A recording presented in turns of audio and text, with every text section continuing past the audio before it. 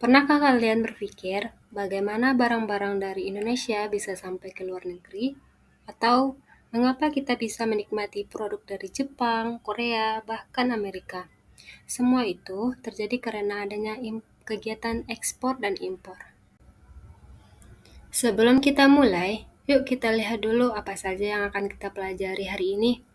Setelah mengikuti video ini, Ananda diharapkan dapat yang pertama menjelaskan pengertian ekspor dan impor, yang kedua menyebutkan contoh barang ekspor dan impor, yang ketiga menjelaskan manfaat ekspor dan impor. Siapkan catatan kalian dan mari kita mulai perjalanan mengenal dunia dengan perdagangan internasional.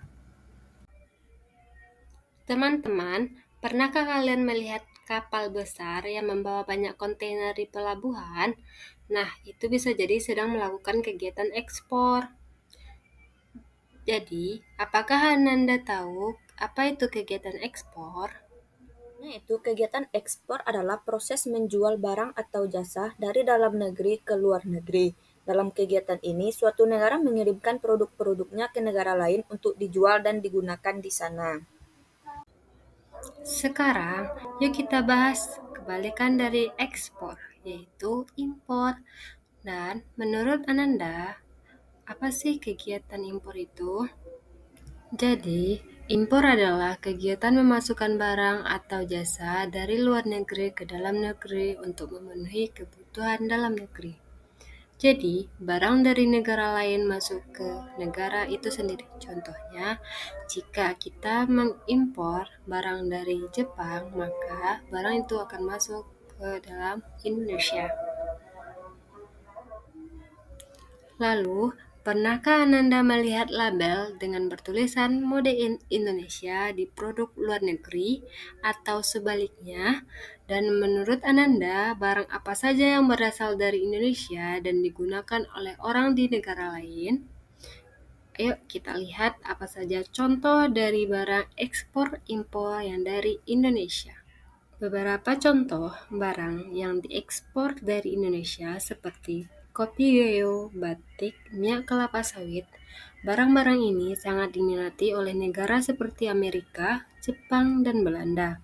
Sementara itu, contoh barang impor ke Indonesia antara lain adalah gandum dari Australia, mobil dari Jepang, dan elektronik seperti HP, laptop dari Korea Selatan.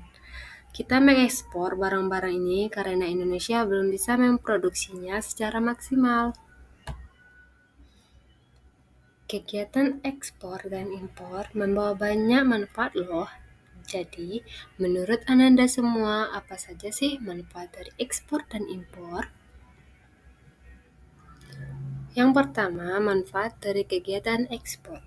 Melalui kegiatan ekspor, negara kita bisa mendapatkan devisa, membuka lapangan kerja, dan memperkenalkan produk Indonesia ke dunia dan mempererat hubungan dengan negara lain. Sedangkan manfaat dari kegiatan impor adalah yang pertama, memenuhi kebutuhan dalam negeri, yang kedua, menstabilkan harga barang, yang ketiga, meningkatkan kualitas sumber daya manusia, yang keempat, mendapatkan teknologi yang lebih canggih.